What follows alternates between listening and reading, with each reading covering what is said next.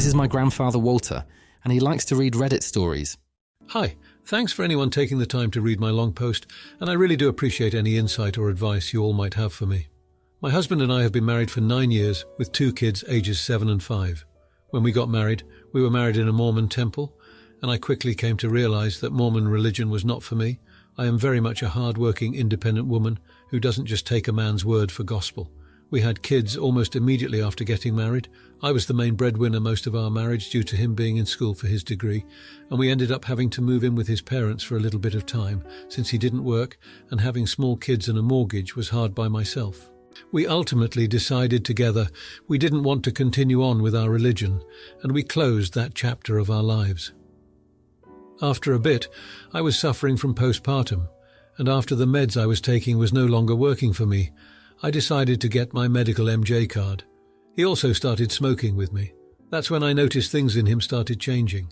He would become paranoid every once in a while, having a lapse in what was real, what wasn't. He'd come and wake me up at different hours of the night, ranting about whatever was bothering him, and I didn't think much other than, oh, he's high.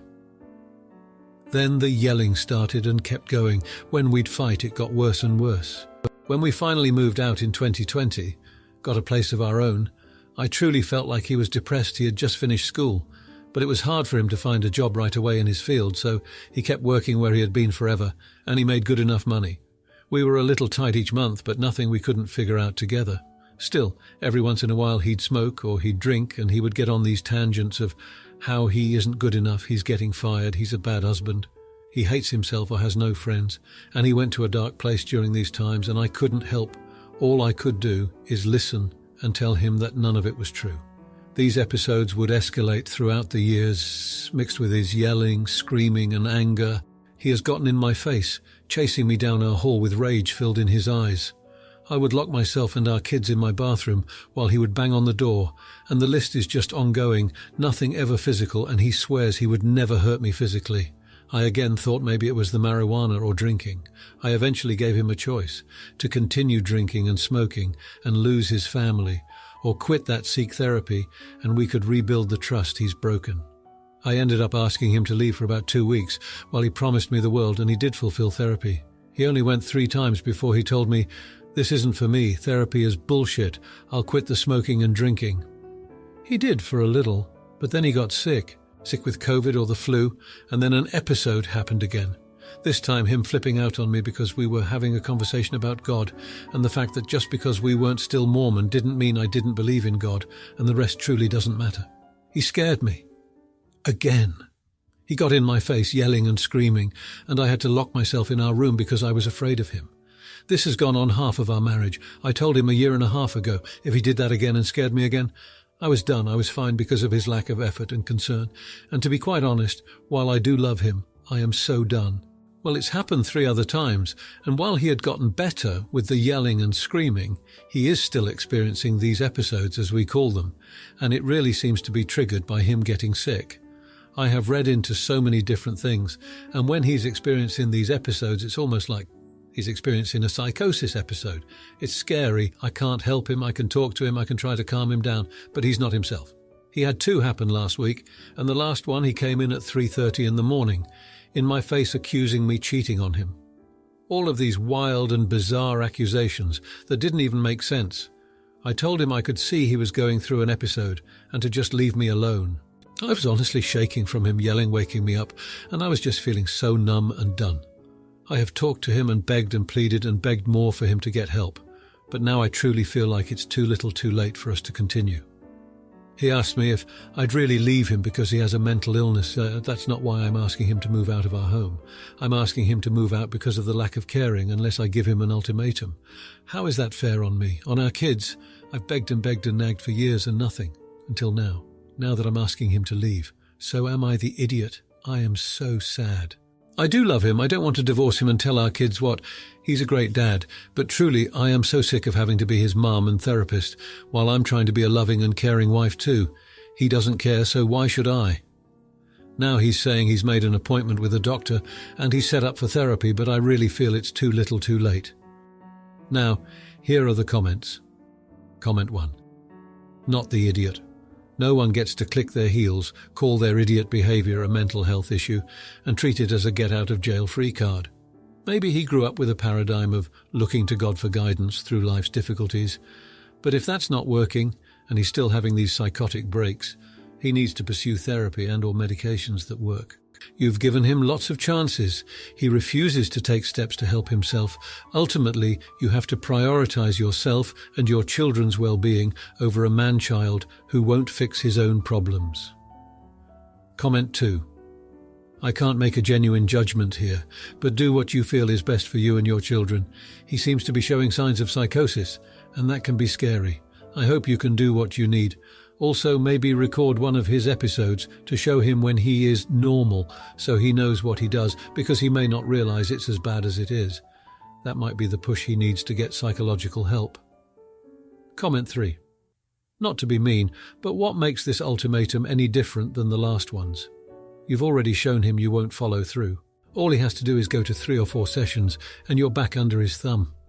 That sounds so harsh. I'm so sorry. I really hope this time you're able to stand up for yourself and your kids. Now for the next story. I am 35 years old, F, and have a beautiful, healthy baby girl who is 6 months old. She was born at 34 weeks and has an eye condition that requires her to wear glasses. We have only shared this information with my parents and mother-in-law MIL because we believe that our child's medical needs are private. However, there is a problem with my husband's brother. He was arrested for domestic violence and became homeless.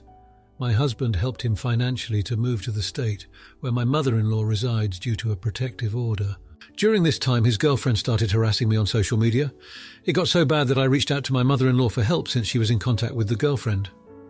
A few months later, my husband and I were informed that his brother had moved back in with the girlfriend, and he contacted us asking for money. This led to a huge argument between my husband and his brother. My husband told my mother-in-law not to inform his brother about anything concerning our family and not to tell us anything about his brother. At 3 months, our daughter was diagnosed with her eye condition, and we confided in our parents for support, especially if the prognosis was severe, legally blind.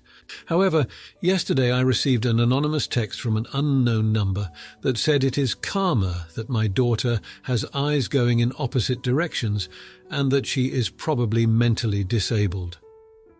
The text also accused me of having a rotten womb, which caused my daughter to be born prematurely. I called the number, and it turned out to be my husband's brother's girlfriend. Furious and shaken, my husband and I called my mother-in-law and demanded to know how his brother found out about our daughter's condition. My mother-in-law lied and said she had no idea. I reminded her that only our parents knew, so she must have told his brother. She started crying, and that's when I told her I don't trust her anymore and that she will no longer have access to my daughter. She then texted my husband and his brother saying I hurt her feelings and that she will be closing this chapter and staying out of my husband's life because of me. Edit. The girlfriend hates me because she had DM'd me asking for money on behalf of my brother-in-law. The message went to my spam folder and I didn't see it until hours later. Within those hours, she messaged me again, bringing up my stillborn son and my unborn daughter at the time and talking negatively about my husband's job. After receiving those messages, I ignored her.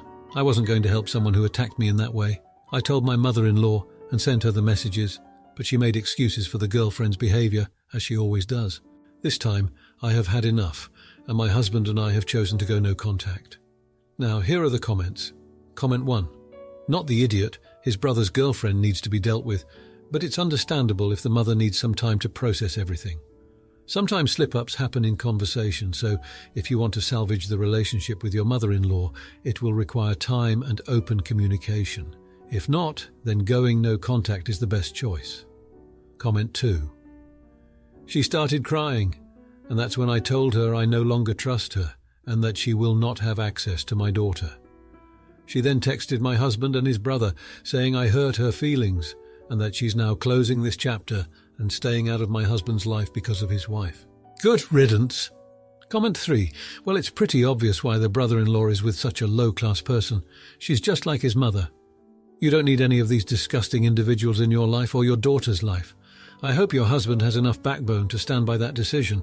Now for the next story. My 26-year-old male wife, 28-year-old female, calls her parents, sometimes both or just one of them, every single day without skipping a beat. I usually didn't mind when we were together before our marriage, probably because I noticed only half the time. I only became upset about it when her parents started calling on our honeymoon. Calling to see if we were doing okay. When we just landed sounded fine to me, but apparently that wasn't enough. They called her every day to ask what she's up to. They called me as well. I simply didn't pick up because I am on my honeymoon and I'd like privacy. Heck, I didn't even call my own parents. I only texted my mum that we landed and that's about it. She was certainly fine with that. It's not like I don't have a good relationship with my in-laws. It's just that it annoys me that they have to eavesdrop on what's going on every single day. Sometimes the conversation is not even remotely productive. They're just name-calling each other and making fun and then hanging up. This can happen at any moment. No matter where we are or what we are doing, she'll most likely pick up. I fear that this will transcend into other things, which kind of already did, like my in-laws visiting without asking me.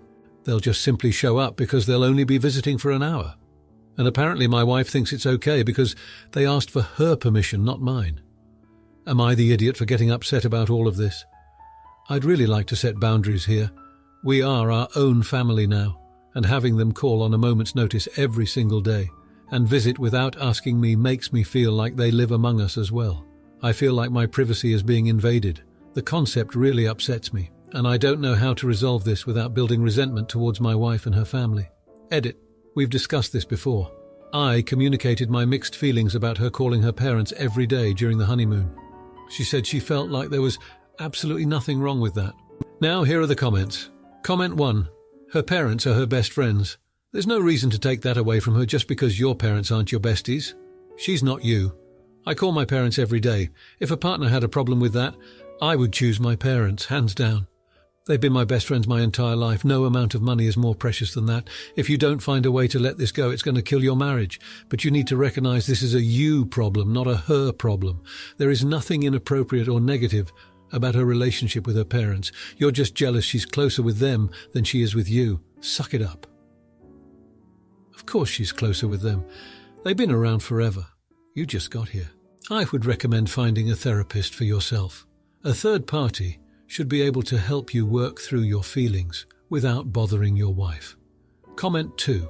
You're the idiot. Resenting that your wife has a close-knit relationship with her family makes you an idiot all on its own, but you double down on that by having this silent conflict brewing in your brain about this that you haven't even talked to your wife about yet.